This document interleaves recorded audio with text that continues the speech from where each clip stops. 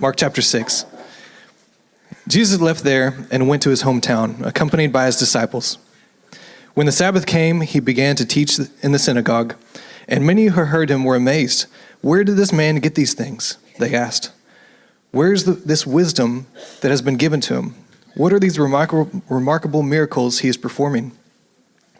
Isn't this the carpenter? Isn't this Mary's son and the brother of James, Joseph, Judas, and Simon? Aren't his sisters here with us?" And they took offense at him.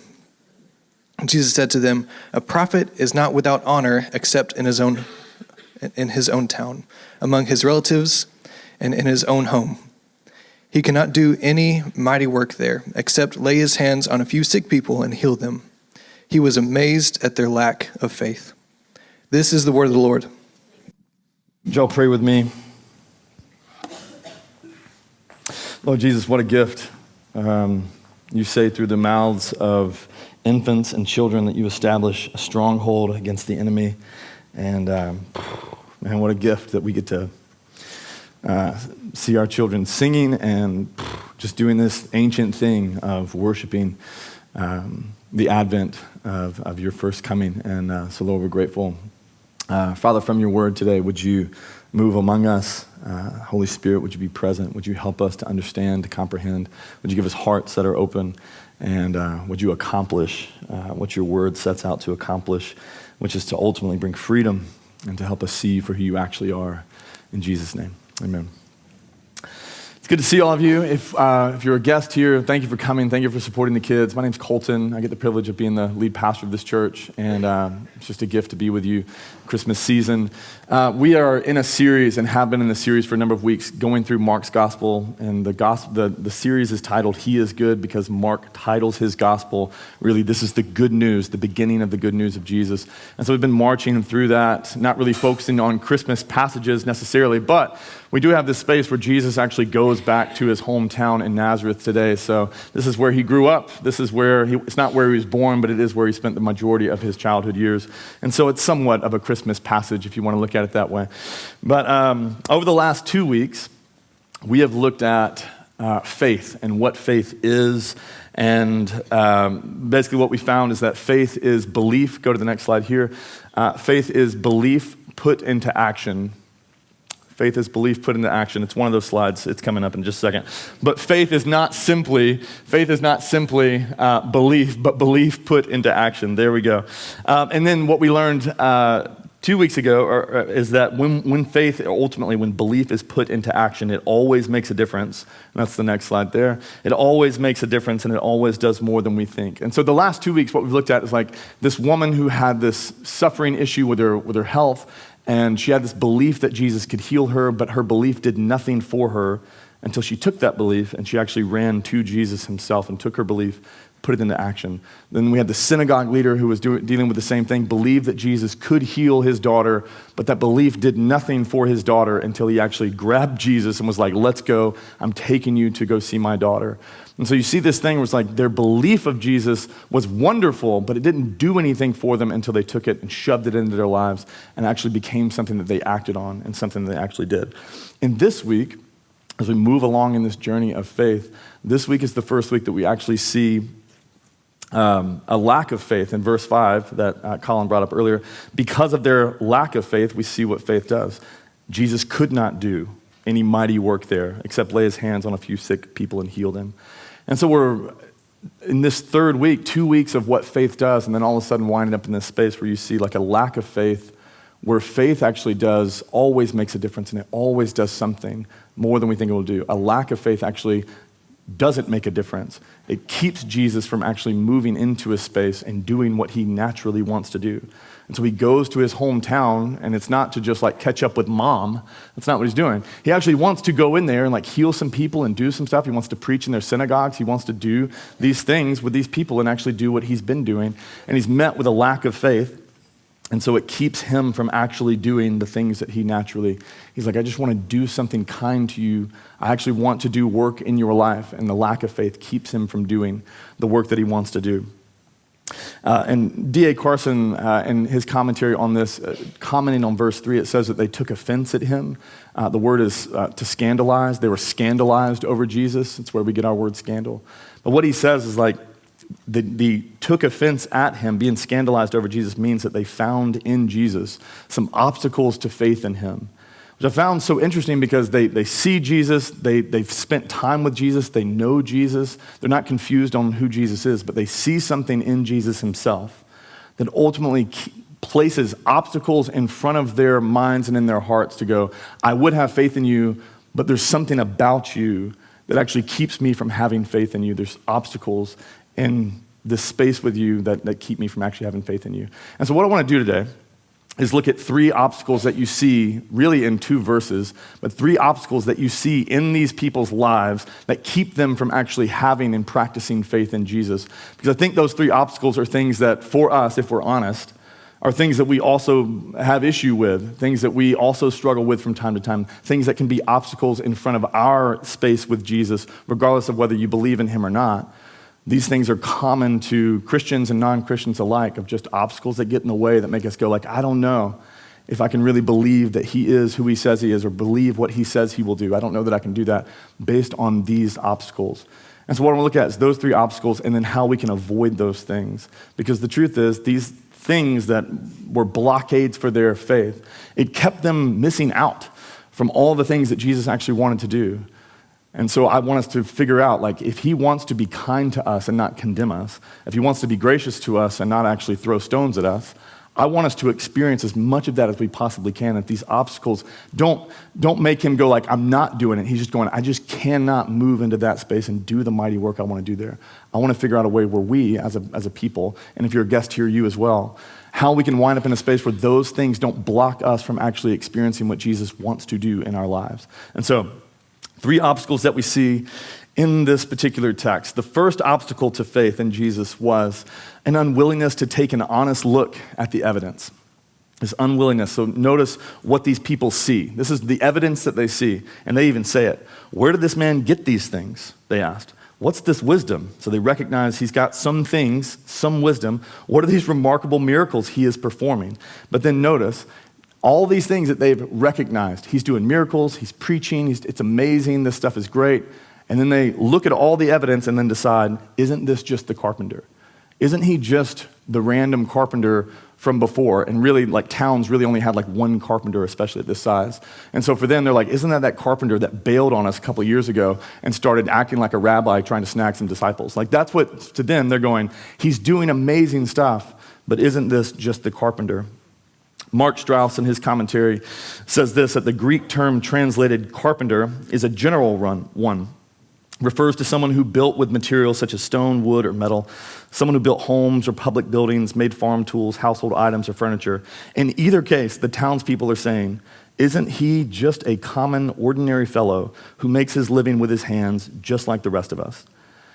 And again, to me, what's so interesting about all of this is like they acknowledged a bunch of the stuff that Jesus is doing. All the things that he's doing that should lead them to go, I think he's actually maybe more than the carpenter. They acknowledge all that stuff. They see it in front of them. Like, he is doing miracles. He is preaching, and we are amazed. And the things that should be evidence to lead them to make a different conclusion, they dismiss that evidence and then just decide, no, we know who he is. He's just the carpenter. By their own admission, they admit those things, and yet it still doesn't change their beliefs. And the evidence that should have been proof that Jesus is someone greater than just a carpenter wasn't evidence to them. They just dismissed it. And so it should have led them into this space, and it just didn't. And the reason is because they refused to actually see it and then apply that evidence to their lives. They saw the evidence, and they were like, I'm just going to dismiss that. I'm not going to honestly look at it. And so for us, just as I consider that particular way of thinking, I know that in this room and in my pastoral ministry over the last 20 some odd, or 19 years, I've had encounters with people who genuinely are seeking, trying to understand what Jesus is like, they have questions, and they're genuinely like, I would believe, I just have a couple of things that I'm trying to figure out. I have a couple of questions I'm trying to do. And those people ask those questions, and it's wonderful. I really enjoy those conversations.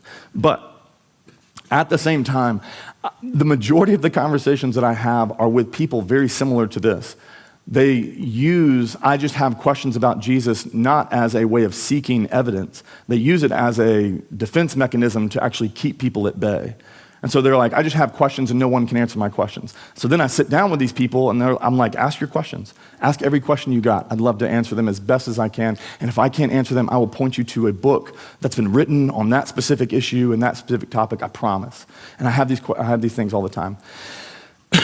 And my biggest issue with all of them is not the person. It's that when they ask me every single question that they have, and I give them answers that are logical, I'm not a crazy person, I give them answers to all of these things that have been thought about, or I reference books of other people who have written these things, and it does nothing to actually shift and change in their mind. It's like they ask you question A, you answer A, and they're like, yeah, but what about B? Then you ask question B, you answer B, okay, well, what about C? And then so on and so forth, on and on and on. And what you realize in the middle of the conversation is, I could answer every single question that you have, and it's never going to put a light bulb in your heart that goes, bing! Now I'm a Christian. Now I completely believe every single thing. Now I actually understand. I don't have these questions anymore.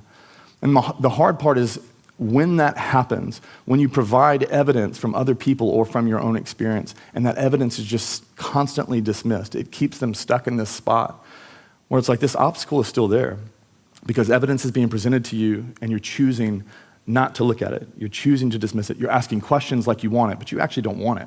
You've already decided what you believe on some of those things. Some people would say, well, if the Bible weren't filled with errors, and the worst part for me is when I say that, have you read it? And they're like, no, I haven't read it. I'm like, okay, well then, how would you say that there's filled with errors? Well, I heard somebody on Instagram this one time. I'm like, do you live life based on, maybe they do live life based on Instagram wisdom, which is deadly. But they would say that it's filled with errors, and I'm going, oh, okay, have you read it? No, I haven't read it. I'm like, okay, well, I would encourage you to read it. You should probably read it and actually have some of your own thoughts, because then you're actually asking questions from evidence that you're actually looking for versus some argument that somebody else had. Read it for yourself and just decide. And then when I tell them, I'm like, hey, actually, just so you know, scholars would even say, secular scholars would even say that the scriptures themselves is one of the most reliable historical documents, the way that they date things and the way that they do things, above Caesar's wars and all these different things, stuff that we would just take as fact. There's actually the way that they choose to do it. They would even say, well, the Bible has more copies than all these other ones, and so it's actually more historically reliable based on copies. It's actually more historically reliable based on the number of years it took between event and when it was written than all of these other things that we would take as fact. And so we have charts on these things. We could show people these things, and it's just sometimes, it's rare, but sometimes people are like, wow, I did not know that. That's new information. I will process that information. But many times it's like, yeah, but. And then it's like, okay, I presented evidence, and they just shove it off into this space. And they stay stuck in this spot where it's like, and now there's still this obstacle between you and Jesus. And what he wants to do in your life is bless you. What he wants to do is be kind to you. And yet you continue to dismiss the evidence. Other people would say, well, Christianity, isn't that really just uneducated Southern people believe in Christianity? No offense to Southern people. But I've heard this before. I did ministry in Chicago, Wisconsin, New York. Isn't that really for uneducated people? And when they say that, I'm like, you clearly haven't done any research, because Galileo, Copernicus, Johann Kepler, Isaac Newton, all of the and scientists today, there's all these people that are Christians and practice faith in Jesus, that if you would say that they were uneducated people, you clearly don't understand that there were people that were educated that actually did choose to follow Jesus. And my point isn't that it's wrong to seek for evidence. I think if you seek evidence, you will find evidence. The issue for me is when people sit there and go I'm seeking evidence, and then you give it to them and they go, no, I don't believe any of that. It's but the evidence, you haven't even looked at it. You haven't even taken it and actually seen it. And it leads to the space where the things that Jesus wants to do in people's lives, he's just not able to do, not because he doesn't want to, but because the evidence that's presented doesn't get past this obstacle of just dismissing it. And then all of a sudden, he's not able to do that. And it doesn't just happen in the unbelieving world, it happens in the church as well. Talk to people in the church, and I don't believe prayer works. I'm like, what evidence do you have that prayer doesn't work? Have you just went hard, I prayed one time and it didn't work? And I'm like, okay, but you would never say that God's a liar in the Bible. Like if you're a Christian, you're not allowed to say that. And so if you would never say that, then you'd have to admit that there's evidence pointing to the fact that prayer does seem to shift and change things according to the scriptures. People who are married, like counseling definitely won't work for me. It won't work for my marriage. I'm like, it's a multi-million-dollar industry that's growing. Like, the evidence suggests that it's doing more for other people than maybe you think it would do. And so I would encourage you to go counseling. No, I had a bad counselor one time, and so I'm not doing that anymore. It's like, well, you've eaten bad food too, and you still eat. Like, people say, like, I don't need to stop doing what I'm doing. And then, again, the evidence, like, everyone in your life is telling you to stop doing what you're doing. Everyone in your life is doing that. The evidence would suggest that what you're doing is actually hurting you, not helping you, hurting the people around you, not helping you. Look at the evidence. And in the church, when we seek not to do that, we're actually blocking this thing that Jesus actually wants to do in our lives. And so one of the obstacles is just actually leading us to this space where it's like, here's some evidence that might change the way that you see the world, view things. Do you want to shift and change based on this? Do you even want to be curious about this? No, I want to dismiss it. And it's like, man, then you just hinder what Jesus actually wants to do. He's not mad at you. I think he's just sad for you. He actually wants to do something for you. So that's the first obstacle, just refusing to look at the evidence. The second obstacle that we see in this text is judging Jesus based on someone else.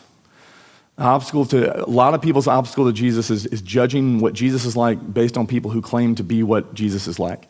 And you see this here, they ask this question, and it's a very short thing, but it's like, isn't this Mary's son? Which is wrong. They should have been like, isn't this Joseph's son? Because that's the way you do it in Middle Eastern times, especially at that point. You would reference someone by their father's name. So Mark Strauss, again, says this second question seems derogatory, for it was not customary among Jews to describe a man as the son of his mother, even when the father was not alive, except if you're trying to insult him. Behind this question may be the rumor circulating during Jesus' lifetime that Jesus was illegitimate. And I find it so interesting that this thing that happened back then is still the same thing that we do today. For them, Jesus can't be special. He can't be Messiah. He can't be godly. He can't be a great prophet. Just pausing for tension. Jesus can't be those things because, Mary's that harlot, right? Like, he can't. He came from her, and she's kind of, we only talk about her in her hushed tones. And so it winds up in the space where they judge Jesus based on someone else's life or what someone else did to them or what they think someone else did. And to me, again, growing up for me, that is the reason why I did not, for however many years, did not want to be a Jesus follower. I watched many of his followers or the people that claimed to be following Jesus, and I was like, I don't want anything to do, if that's what it's like, I don't want anything to do with Christianity. The Christians I saw and heard and watched, they lived boringly dull lives. And Dallas Willard has this quote where he says, how many people are radically and permanently repelled from Jesus by Christians who are unfeeling, stiff, unapproachable, boringly lifeless, obsessive, and dissatisfied? And I was one of those people repelled by Jesus based on those people. I just watched them live, and I was like, man, if that's what I gotta be, like, I was a sports guy, and all the Christians I knew were nerds, no offense to the nerds, or anything like that, but I was like, y'all don't have any fun, I'm having a ton of fun. Like, I just don't want any of those things. Again, I love baseball. All the Christians at my school were like, baseball's dumb, that's stupid, it's a waste of time, and just side note, if you're ever trying to witness, diminishing what other people love is not a great way to present Jesus to people. And so they were like, oh, you should be a Jesus follower because what you're doing is stupid. I'm like, this is the worst evangelism I've ever heard in my entire life. But they were like, no parties, no fun, no sports, none of that. Don't even look at a girl. I was like, man, I'm going to really struggle with that. You ever seen that Parks and Rec thing where it's like the guy's like, straight to jail? Where he's sitting there, he's like, he's talking about his country's government, and it's like, oh, you overcook food, straight to jail. Undercook food, straight to jail. Drive too fast, straight to jail. Drive too slow, straight to jail. And like he's just saying this about this thing, and to me, that's what it was like. Oh, you play sports, straight to hell. Straight to hell. Had fun today, straight to hell. Okay. They wanted Bible study, side hugs, alternative swear words. Turn every conversation into talking about Jesus. So if it's like, it's hot outside, it's like, not as hot as hell. You want to know about Jesus? It's like, I didn't find anything compelling about their faith. I just didn't want anything to do with it. They're try not to sin, hide the sin if you do sin, constantly feel guilty about it. You're going to love this, join us. And I was like, dude, I don't want anything to do with any of that. And I think probably this is a common experience, maybe not in the same capacity, in the same way, but I think for many of us, people have had bad experiences with Christians, bad experience with people who call themselves after Christ's name. And they decide and they judge Jesus based on the person who carries the name. And so I get that. I think the church has done, I've been hurt more in my life by church people and people who call themselves Christians than I have by any of my unbelieving friends. Much more hurt by Christians than anybody else. And so for you, if you watch how Christians act and you want nothing to do with it, or people in the church have hurt you and you've dealt with church hurt, uber spiritual people that just weirded you out and like, I'm going to pray over you in tongues. And you're like, I don't even know you yet. I also believe in the spiritual gifts, but like it can be this thing where you're like, I don't even know if I can jump into something like that. People who've judged you for not being more spiritual or as spiritual as them. And you're like, if that's what he's like, I don't want that. Like I just cannot walk in that movement. I cannot do that thing. And to me, I understand that. But for me, what I realized was I wasn't running away from Jesus when I was running away from this thing. I was actually running away from their version of Christianity. Jesus, I didn't know anything about him. What I did know was from them, and I hated it. And so I finally ended up actually turning to Jesus when I realized that Jesus was calling me to follow him and not them. Jesus wanted me to be with him, not to necessarily be like them. And that was so good for me because I was like, oh, so I don't have to be like that. And Jesus was like, no, you don't have to. I mean, I love them the same, it's fine. But like, no, you don't have to be like that. And then I was introduced to people like Charles Spurgeon, who was a preacher and loved Jesus and also smoked cigars. And I was like, okay, all right, thank you very much. And then like Martin Luther, the Reformation guy, like his wife brewed beer. Like my wife's not that spiritual yet, but it's coming. Like there's gonna be this thing. C.S. Lewis and Tolkien like met to talk theology over a pint of beer. And again, it's not drinking and smoking that I'm just desperate for. It's not that. But there's this space in my life where I'm going, okay, so there's something different, right? Like if that's not necessarily your take on it and you don't want to do those, like that's completely fine. But it's not this narrow-minded thing that's like, you better fit this gap or else. And when I was introduced to people like Eric Liddell, who was like, when I compete, he was an Olympic runner, and he's like, when I compete, when I run, I sense God's pleasure. And I was like, okay, so me playing sports, what God has gifted me to do, isn't my idol worship, but like, this is a way I can actually worship him. This is what he's made me to do. And it changed everything for me to be like, you don't have to be like them. I want you to be like me. I want you to follow me, not them. And so for these people, they're actually scandalized over Jesus because it's like, we've met somebody that's connected to you and we don't want anything to do with you. And I think that so often happens where like you miss out on what Jesus actually wants to do in your life because it's like, I've met your Christians and I hate them and I hate him too. And it's like, but it's very, very likely that they're nothing like him. It's very, very likely. Now, I think he loves them deeply and he allows them to carry the name because he's never going to turn anybody away.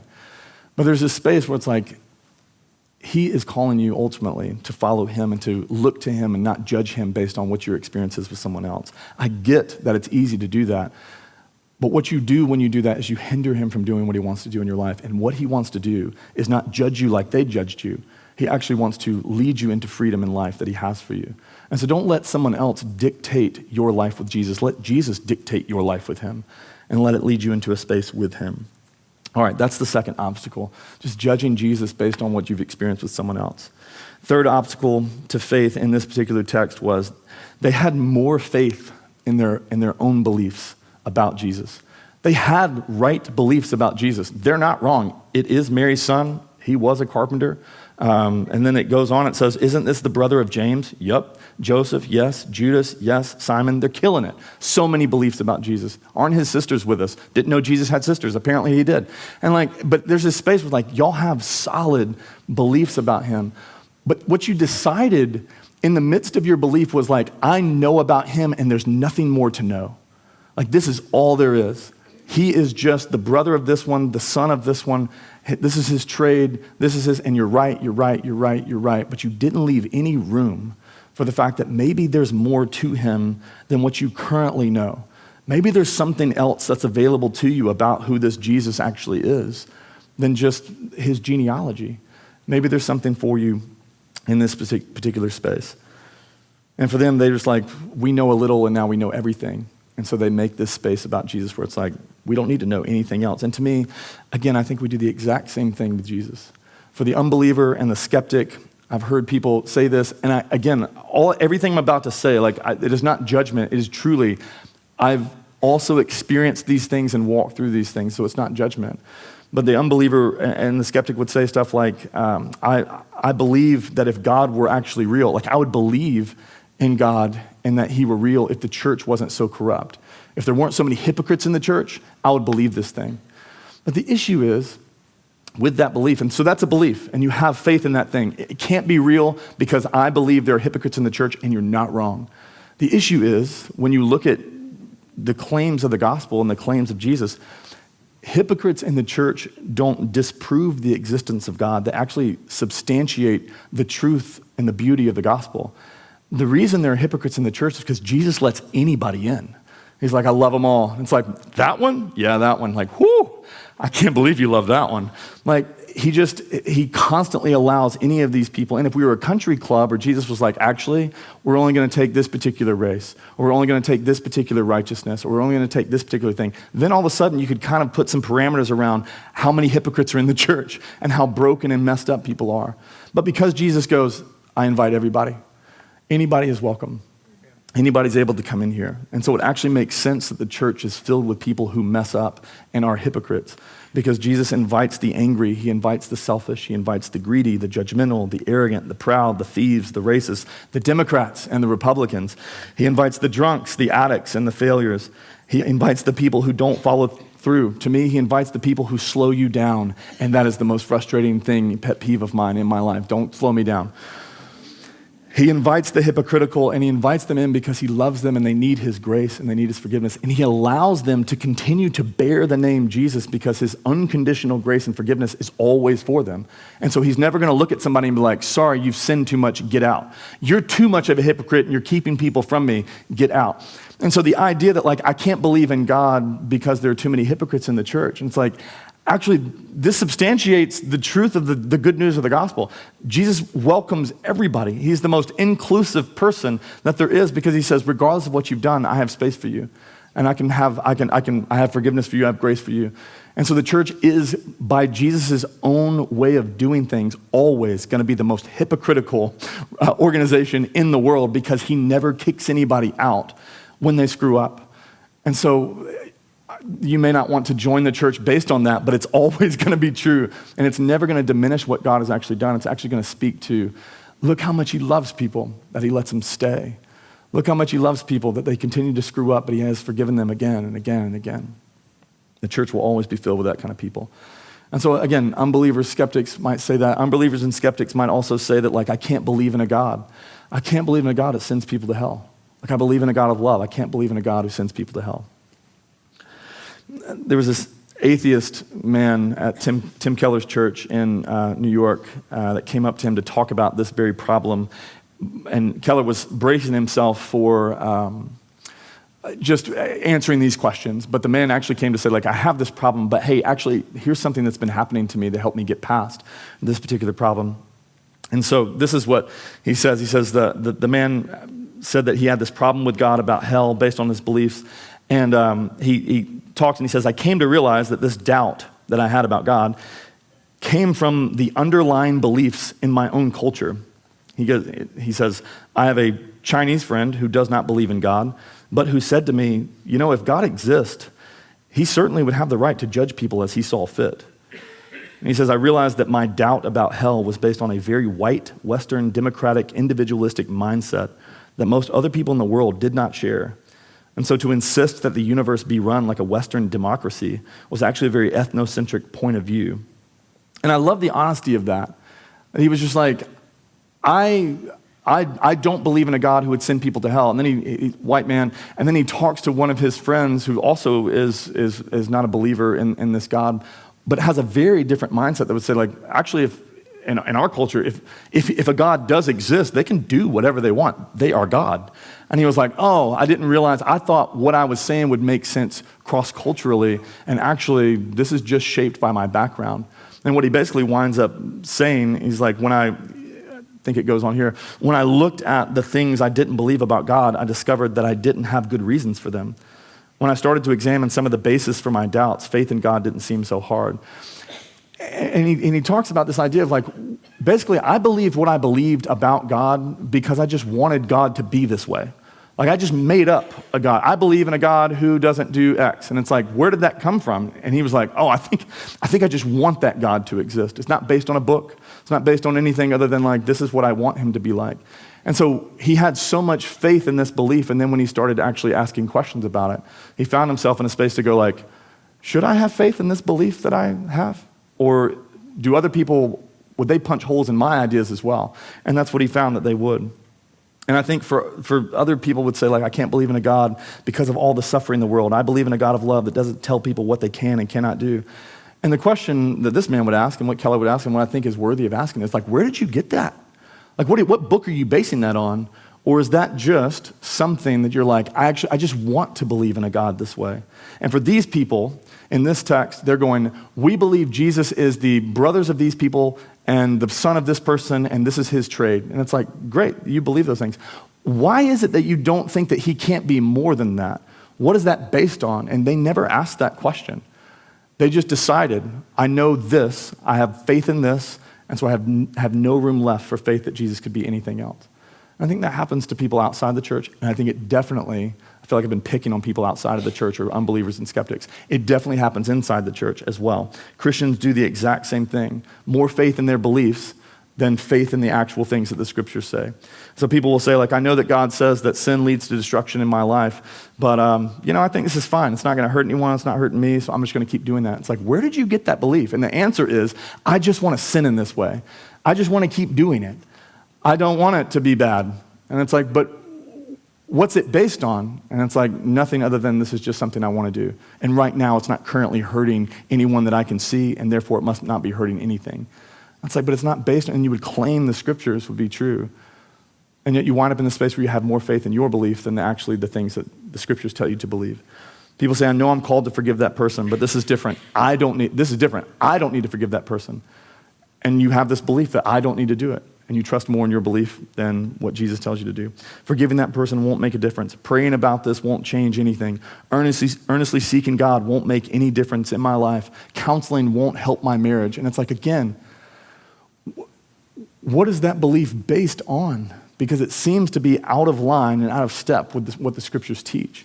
And yet we have these things even inside the church where we go, I hold my belief as more faithful than the scriptures themselves.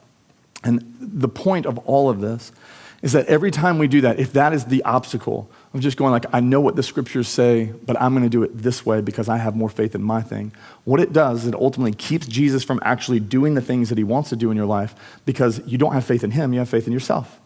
And you have faith in your beliefs. And so it winds us up in this space where faith in our own beliefs actually keeps us from having faith in Jesus, and not having faith in Jesus hinders him from doing the thing that he actually wants to do in your life, which is to bless you, guide you, lead you into freedom, and to do mighty works in your life. And to continue to trust only in, here's what I believe is true, without ever questioning it, when it's out of line with what these other things are, then it leads us into this space where we're just not going to experience everything that he has for us.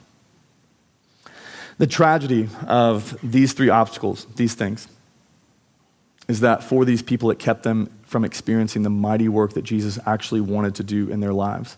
Because faith in Jesus, actually practicing faith in him, belief put into action, doing that actually does create a space where it will definitely make a difference in your life, and it will do more in your life than you think it will do. Faith in him will do that.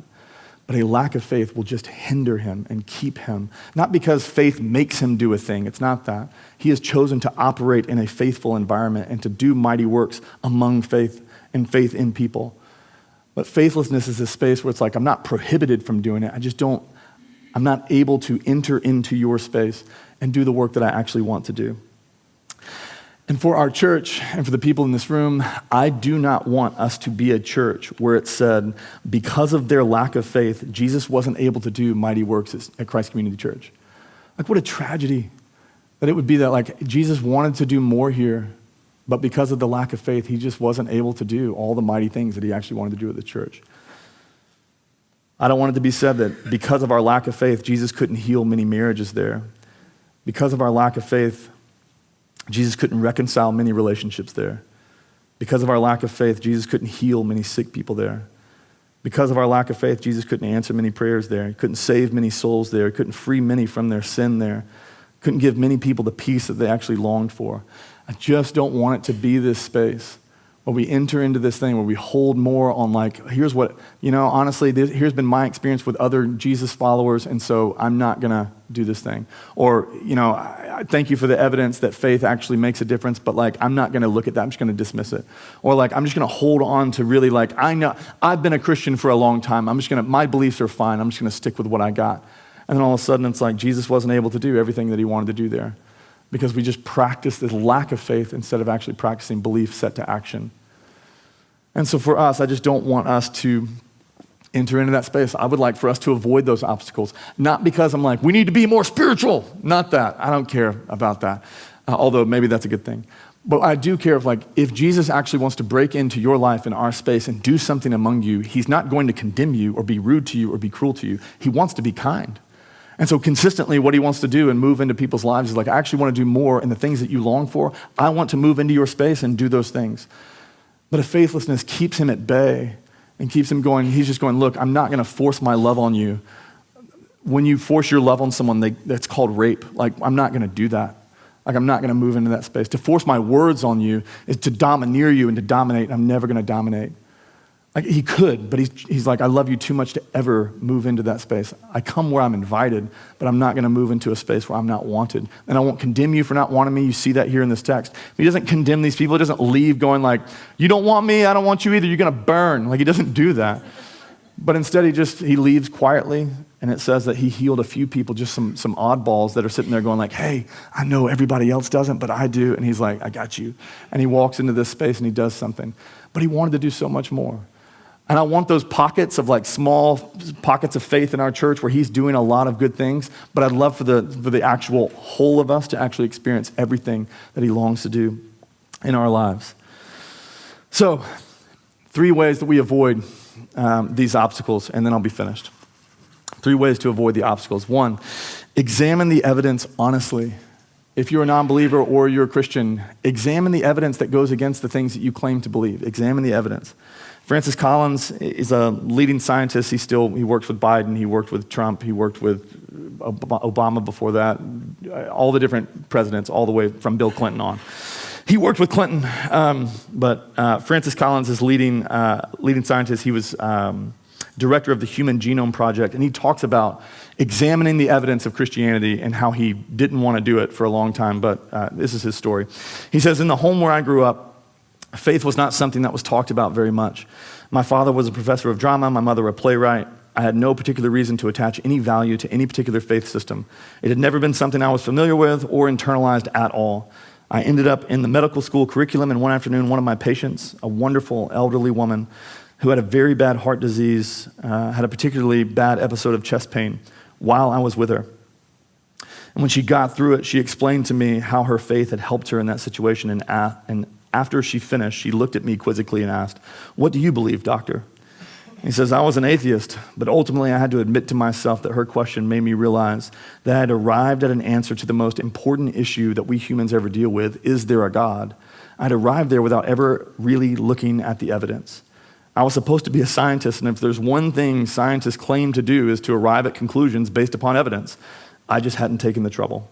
I thought Christ was as much myth as his history, and realized, after reading more about it, this was a historical figure upon which we have a great deal of evidence for his existence and his teachings, and even his rising from the dead in a literal way.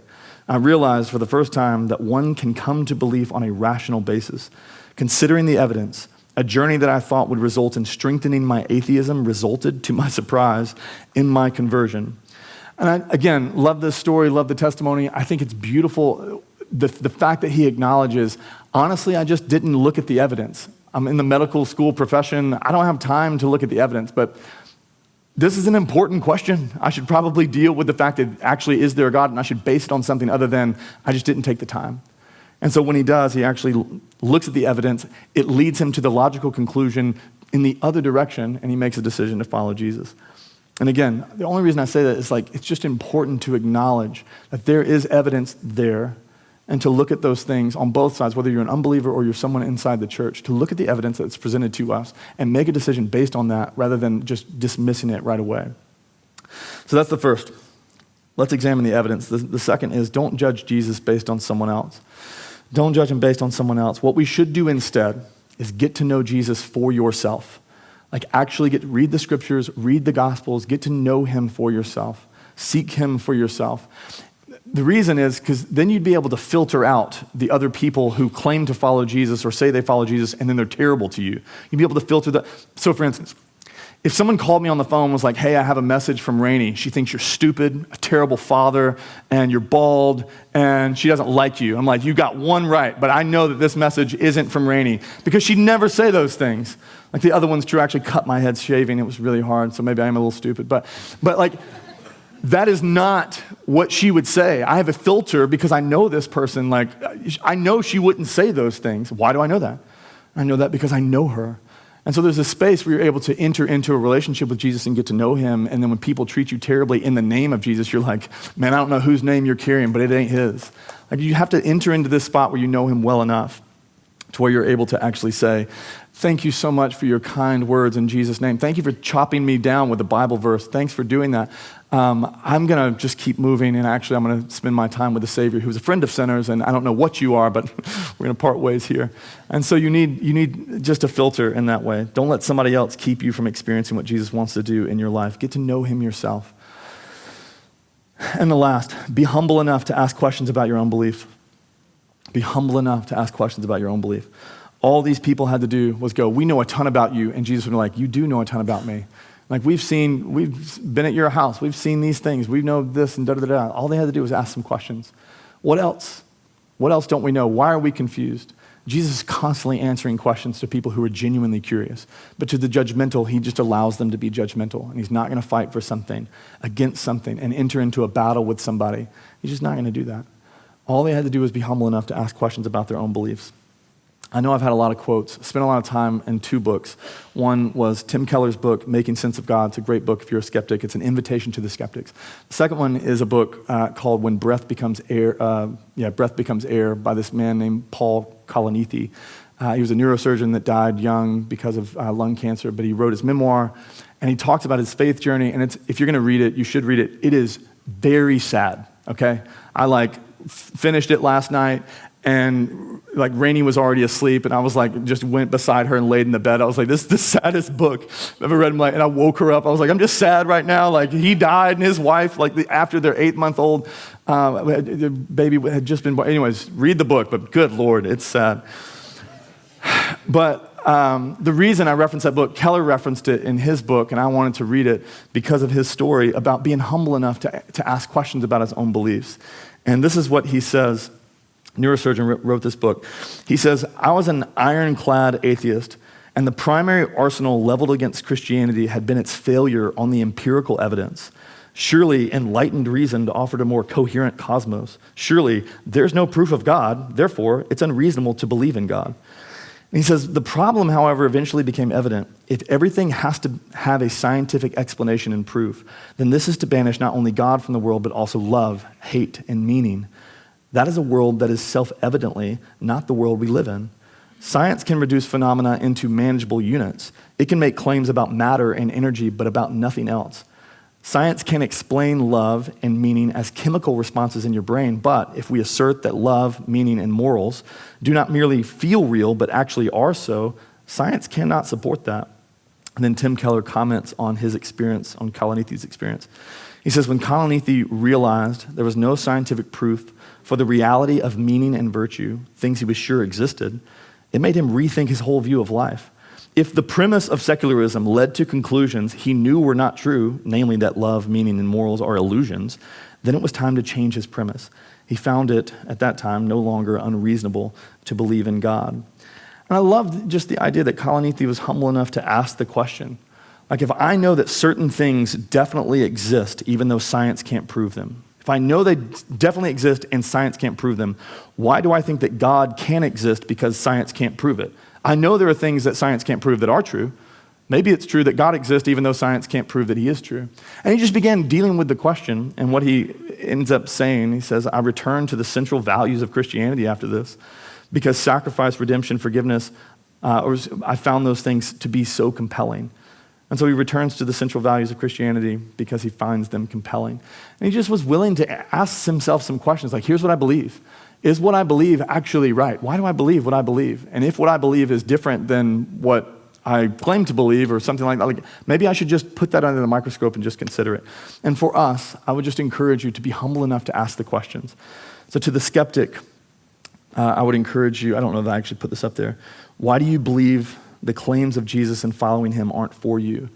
Why do you believe that? Because if you haven't tried it, then you have no reason to suggest that it won't work for you because you've never actually tried it.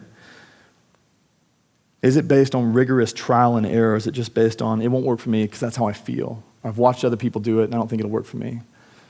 Or is it based on actual evidence? And to the Christian, why do you believe that prayer and Bible study and community won't work for you? Why do you believe that going to counseling and seeking to reconcile and practicing the scriptures and why do you believe that asking Jesus to heal you won't work? Have you tried it?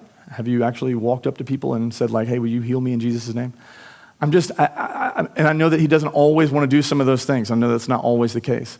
But I do think that there's this space where why do you believe what you believe about some of these things? And are you going to have more faith in what you believe about them? Or are you going to have more faith in actually the things that are presented to you about those things? And so for us, I just want us to examine the evidence. Don't judge Jesus based on your experience with someone else, and then be humble enough in your own beliefs to ask questions about those beliefs.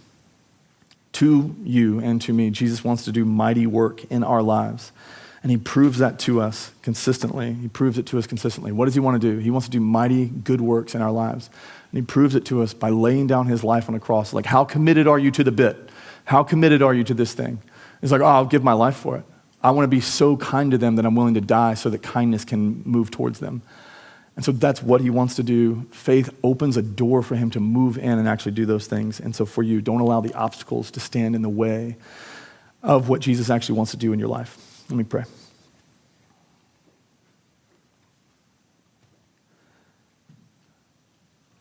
Father, you have pursued us and you have sought after us. This season is a reminder that you were willing to send your son, whom you love, with whom you are well pleased. You were willing to send him so that you could ransom and bring salvation to the world. That anybody who has faith in him can actually experience the goodness and the grace and the freedom that you have come to bring. These songs that we sang about goodness and light and peace and hope and joy, that he rules the world with truth and grace. He's never going to condemn us when we come to him over our sin, that he wants to just remove it from us. God, I pray that you help us to see you the way that you are. Lord, that the obstacles to our faith won't be obstacles that we experience, but that we're ultimately able to get past and then help other people get past those things so that you can do in our lives and in our church what you are longing to do and what we're longing to experience. Would you help us? In Jesus' name, amen.